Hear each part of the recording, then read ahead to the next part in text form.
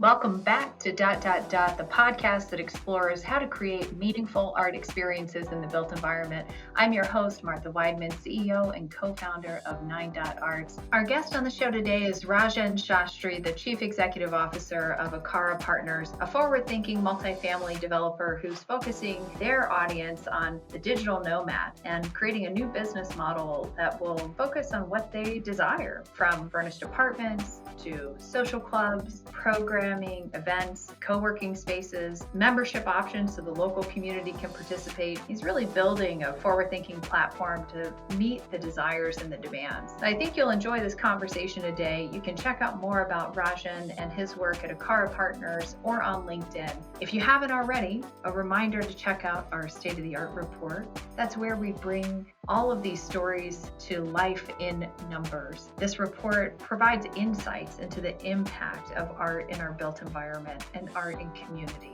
So definitely check that out. Stay tuned and enjoy the show. Hi, everyone. Welcome to the 9.Arts podcast, where we discuss all things about art, creativity, and the built environment. As we've learned through many episodes on this show, we get to shape our buildings, and then in time, our buildings shape us. Today, our guest on the show is Rajen Shastri, and he is the founder and CEO of Akara Partners. They're doing work all over the United States, and I'm excited to have him as a guest today to share more about some of his approach to creating exceptional places. Raj, welcome to the show. Thank you, Martha. Thank you for having me. Could you tell our listeners more about who you are, what you do, and why it matters? I'm Rajen Shastri, CEO of Akara Partners. What we do is we design, develop, and operate apartment buildings around the country. We do operate in what we call the service department sector. I don't know if that's the official category name for what we do, but really what that means is we're really trying to hone in and service our tenants in a much more meaningful way than what maybe the traditional multifamily sector has done in years past. And so it's really more hospitality driven living, with very smart design to ensure that that people can attain the kind of lifestyle they want at the price that they can afford. So we have a couple of brands out there so far and continue to expand from there. But I guess to answer the question of why it matters, I like to think that we are shaping the way people live. We want to be on the forefront of innovation in living. Things have changed a lot over the last couple of decades and how people live. From the big migration to the suburbs to the migration back to the city to now this maybe hybrid approach, and where people are renting single family homes instead of buying them. So we're always trying to be on the cutting edge of living, of lifestyle, and really what we're trying to do is create an operating service platform that really hones in, caters to people's lifestyle in a much more meaningful way on demand. So there's some interesting things you touched on there, like hospitality driven living. I'm curious to think more about what that means and how you program that into a space. But I want to touch on the brands. You mentioned you're working with a couple of brands. So Akara owns Connect and Contour. And I'd love for you to tell us a little bit more about your exploration and how you went about developing those two brands and how you see them scaling. yeah, so Connect really was, we designed Connect. It was really a derivative of my experience in the student housing space, which is kind of what got us here. In that sector, we were fortunate to be developing in that space, buying and developing real estate in the student housing sector before it was really an institutional asset class that it is today. And it allowed us to really hone in and create a lifestyle product for students. And so, what does that mean? We used to call it, by the way, purpose-built student housing. I don't know if they necessarily use that term anymore, at least here in the United States. But what that meant to us was this was not dorm product. This was after you graduate, after you live in the dorms your freshman year, and most schools around the country require that. They moved on to living on off-campus housing, and the stock, when I got into the industry, most of the housing stock off-campus was really multifamily apartments, kind of repurposed for students. And a lot of that housing stock was older, generationally owned product, and maybe the upkeep of those product wasn't all that great, and yet the rents were extremely high. And so what we came into this space, we said, well, let's build a lifestyle product for students that's purposely built for them, and create an operating model that really services their lifestyle. And so really we use the learnings from that experience of being an early mover in the student housing space, and doing what we do today, which is what we said, as I say, it's a derivative of that experience. Is we said, look, we created a product that really spoke to the student in a meaningful way. We created a product that was affordable to them, or created, within a price point that they thought that they could afford, or their parents could afford, of course, for those who were getting their college paid for by their parents. But really spoke to them, and we now, with the Connect brand, we're building a product that speaks to this young post grad consumer, average, 22 to 34-year-old kind of consumer who's graduating from university and moving to, city centers around the country, and looking for their next home. And I think historically, before we started building Connect, historically speaking, multifamily industry has supported supported this particular population. But I think as cities got more expensive and Class A multifamily product got more expensive, what was happening was a lot of these, fresh grads who were living in Class A student housing product went to the city where they got a job, and they could not find Class A multifamily product that they could afford. Yet they were so used to the lifestyle. And so that's really where this idea of creating Connect came to us, as we said, all right, well, how do we design a product that gets them all the services that they enjoyed in student housing, but more? How do we create a real community where people who are moving to a city for the first time, or maybe moving out of their parents' home for the first time, can build community quickly? And then how do we offer them all of these services, what I call hospitality-like services? And that includes fitness programming, and it includes, food service programming, and great workspace. How do we offer all of that at a price that they can afford? And that's really that's how we started this mission to build, really, with that Connect brand. Um, and then from there, as we started building that product out and delivering for that particular resident, um, and that lifestyle, we said, look, we're building this infrastructure that can support other lifestyles. And it may not be an age demographic, it could be a psychographic that we're targeting. We have a wellness brand, as you know, Martha, that we're coming out with, which we think, leaps generational boundaries. I think people who are 70 plus could enjoy living that lifestyle, and 50 years old could enjoy living it, and 30 years old could enjoy living a healthy, focused lifestyle. And that's really what we're trying to do with this next brand that we're coming out with. And so, in short, we're really using this infrastructure of creating this high touch serviced apartment product, and say we can replicate it with different brands that service different portions of our community. I'm interested to learn. You mentioned that you've got a couple brands you're working on, and then, of course, you've got some properties that are open and operating. And I once heard that your brand isn't how you describe yourself, your brand is how other people describe you. And as as we put together these concepts and then create a building and an environment in which people live, assumptions that you might have might change, right? So what you thought might be true could have shifted, or the way that people responded is different than you thought. So, what learnings have you had from that initial brand development to now operating some of these spaces? And do you see any shifts or trends into the future that might change the way you work? Yeah, that's a great question. One thing I'll say, Martha, is that we are constantly learning. I mean, our business is moving so fast, and we're certainly trying to be on the cutting edge of it. And so we're constantly changing, surveying our tenants, trying to understand how can we do better. One of the things I think is it, we part kind of one of the pillars of our brand or our operating model is that we are so very focused on customer reviews and feedback.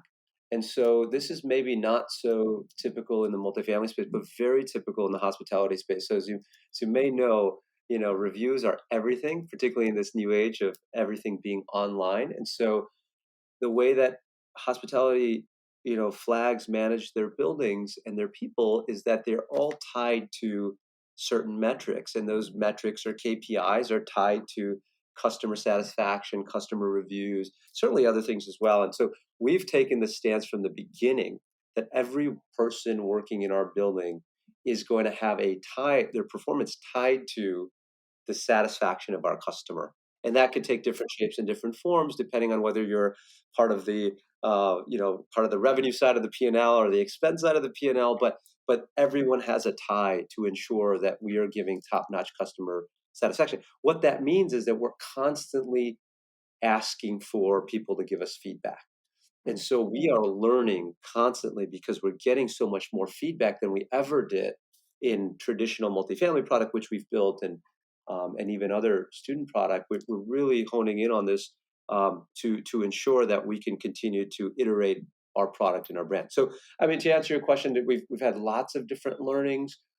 I don't know if there's one particular learning, that I would say that we're like, oh, that was the aha moment where we pivoted something in our brand. I think certainly we have learnings about the demand of certain unit mixes, the demand of certain furniture types. So we offer fully furnished units as an example, and we had made our assumptions on how much of this product the demand would be fully furnished, and we underestimated it. There's more demand for furnishings than we ever thought, and we were on the cutting edge. Of course, we're saying, hey, we want to do furnished units, and of course, the industry says, well, is that really going to work? And we said, look, looking at the data points here, the transient nature of this younger demographic, the fact that they're coming from places many times where they don't own furniture already, whether it's a fully furnished student housing product or from their parents' basement. And so we thought that the ease of being able to rent a fully furnished unit would be highly desirable.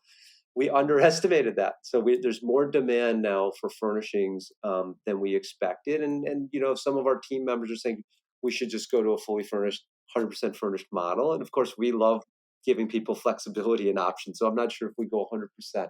But that may be one learning, Martha, that I could tell you for sure from the data of the assets that we've delivered and leased up is that there's more furnished demand than unfurnished demand.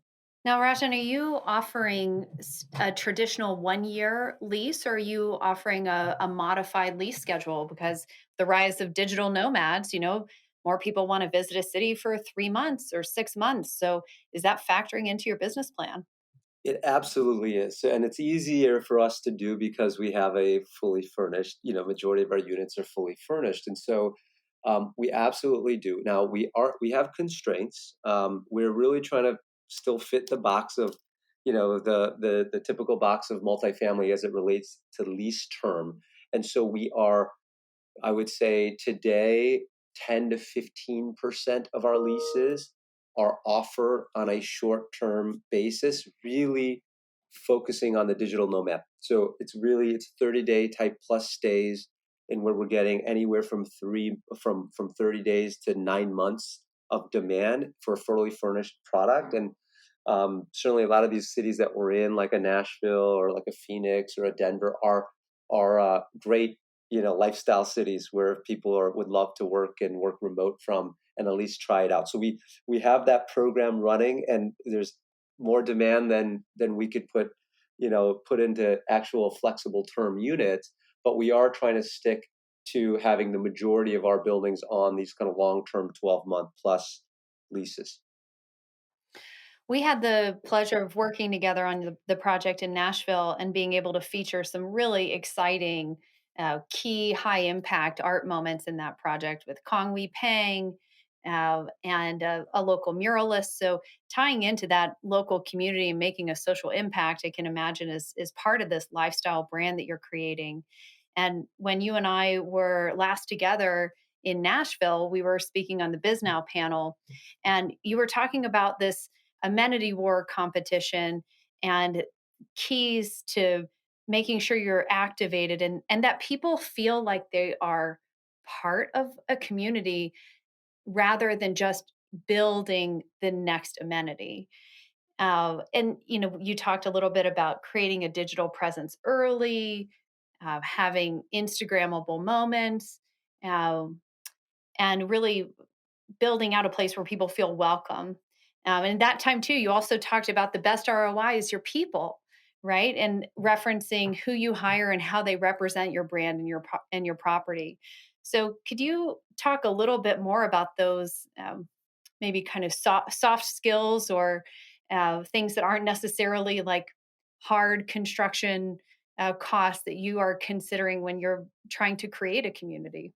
Just to touch on a couple of those points, I mean, yeah, certainly people is everything. I think I mentioned that in that meeting or in that BizNow panel that we were on together. And I think finding the right people is so important for us, particularly for this kind of higher touch operating model that we're running. But outside of that, we tried to create and design. You're starting with design. We wanted to create something that was original, that was authentic, that tapped into the local community. To your point, Martha, and I think um, that creates connection with people. And I think to your point about there are those who may build more cookie cutter type product, and it may be not uniquely designed for the market that they're building in. And I think people very quickly will recognize that. They may not feel the connection that they'll feel if it was a lot of time spent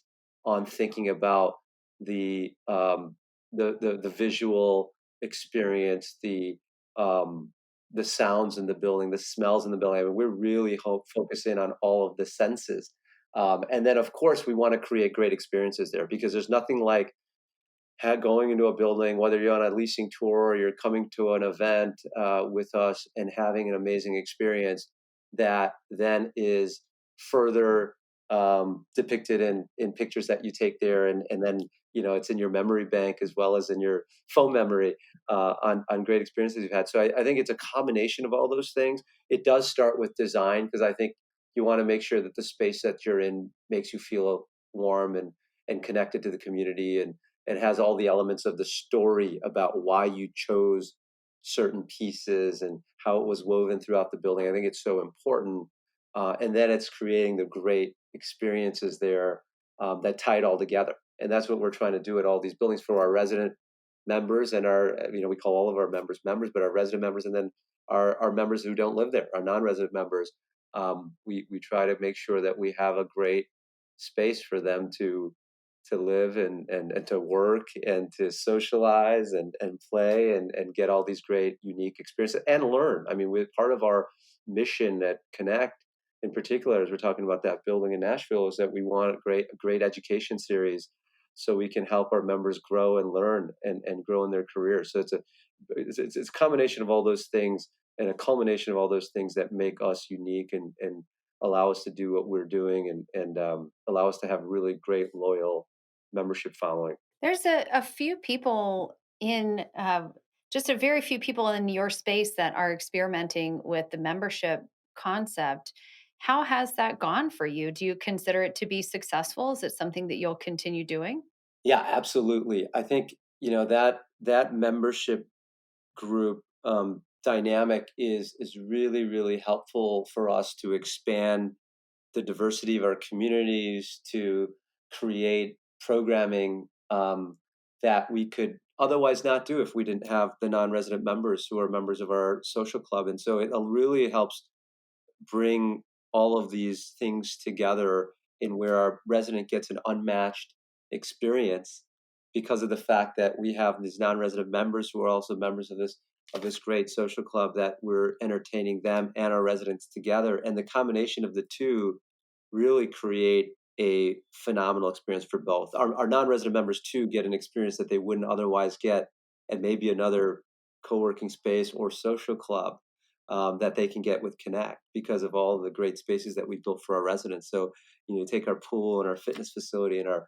great co-working space and all of our social programming, both in person and digital. And we couldn't do one without we couldn't do it without one of those groups, right? We couldn't do it without our residents, and we couldn't do it with without our non-resident members. And so those members coming together with that kind of, I think, that horsepower, it allows us to do a lot, um, and create great experiences. So I would absolutely call it successful.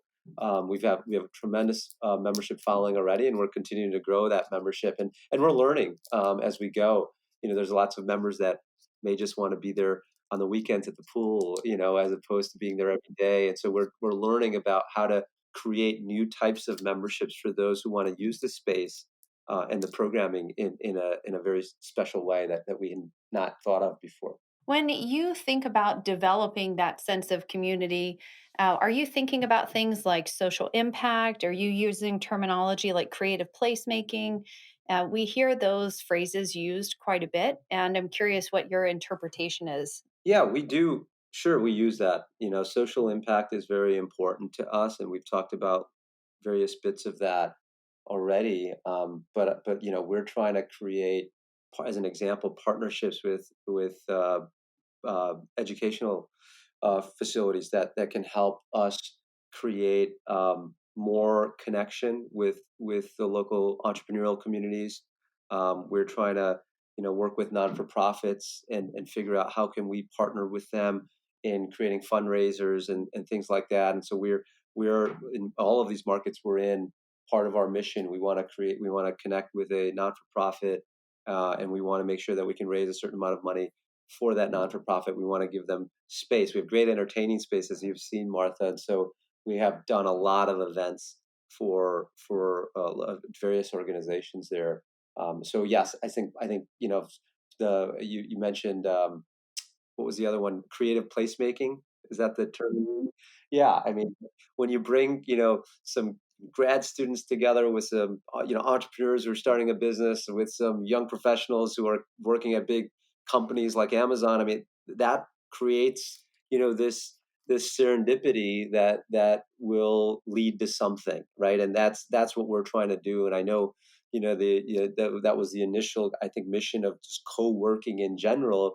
We just have to happen to have a much bigger footprint where it's not just co-working space, it's all of these other things, and social programming, and hospitality spaces like at the pool, and fitness. And so we think we can bring a lot more to the table for these members, and hopefully that allows people to mingle more and create really great things in our spaces. So we're excited about the future there. There's still so much work to be done there, and we're working on all these various initiatives with respect to education. As we get more scale, we can do more as a company, and we're really excited about the future.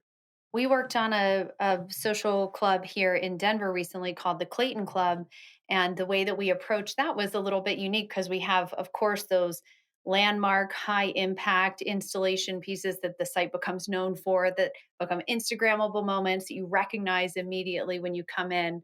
And then we also created a program that is an artist membership program so that artists could have works displayed and on loan in exchange for a membership program, and then a partnership with a local nonprofit. So I definitely understand the description of trying to engage with creative people in the community and local nonprofits to add another layer of interest and intrigue into those conversations when you get all the right people in the room. Yeah, exactly. That sounds wonderful. I love that idea of having, exchanging memberships for art on loan, and hopefully that allows them to get more exposure so they can sell their artwork, and so we're working on lots of different ways to do that. Even looking at creating some digital pieces that are also hung, that you could see in the digital space and digital world, because we after COVID hit, we actually spent a lot of time thinking about how to engage with people digitally if you can't do it in person. And I think what it's created is a really cool hybrid approach to social programming, where it's not just in-person experiences that we're creating, we're also creating digital experiences. And I think that's a lot of people want to experience their content in a digital form, and as well as an in-person form. And so I don't think, I think in a post-COVID world, I think we're talking about hybrid everything, hybrid office, workspace, and the whole work from home movement or work anywhere movement. I think that's true of how people consume lots of different things, including entertainment. I love to ask everyone who joins the show to tell us about a piece of artwork or a personal art experience. Maybe it was a concert or a play or a piece of architecture, a museum visit, something that made an impression on you or that was especially memorable for you. I was in Japan right before the pandemic, and I went to Digital Art Labs. Um, they had a an exhibit there that on digital art, and this was the first time I saw digital art expressed in this way, where it was interactive. And I'm not sure, Martha, if you've seen some of this stuff. I know they've come to the U.S. and have the same group has come to the U.S. and have done quite a few exhibits around the country now. But it was so interesting and appealing, and I always had thought, how can we make art, you know, transcend through more digital means, and where you can move it around a building and it could be more interactive. I've always thought about that, because it's always that kind of art's always moved me, or digital art in general. But this one, it was in a way that it was very interactive, and where, as an example, if you're walking around the building, there could be, a digital person kind of following you throughout the building, and just the way that they created those experiences. I was very, very impressed, to the point where, you're eating lunch, and you take a spoon of your miso soup, and then, after you're done, on a flower, emerges on top of your bowl. So really great, immersive, interactive digital art, which I'm super interested in. I'd love to start, exploring that for our own buildings. Yeah, that's very cool. So, yeah, if you all haven't yet, check out Digital Art Labs. They do incredible installations, things like Rajan was describing, and even, gardens and forests that feel living, but they're all digital immersive experiences. So, what a cool thing. Thanks for sharing that. Well, is there anything else that you would like to share with me or discuss with our listeners? No, I'm a big fan of your guys' work, Martha. I think art in culture and community is so important, and so we want to continue to find ways to work together, and really help, push forward the arts community everywhere we're building. And it's so exciting to see all these emerging markets that we're in, and the local art communities come out, because they really, at least from my perspective, um, don't get the limelight as often as maybe some of the artists that you find in New York or San Francisco, or overseas. And you're going to small markets where you see some of the most amazing art, like in your own market in Denver. So really, really excited to keep exploring and working with folks, in the arts world around the country. And if our listeners want to learn more about you, where can they find you, Rajan? Website is www.akarapartners.com. And I'm sure there's a way through there you can find my email address. Awesome.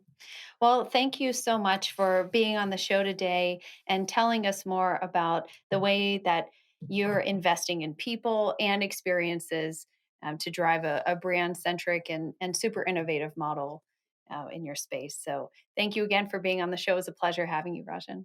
Thank you for having me, Martha. It was a pleasure. Well, thanks for tuning in for today's episode of Dot Dot Dot. And to keep up with our latest, be sure to subscribe to 9 Arts on YouTube, or to Dot Dot Dot wherever you get your podcasts.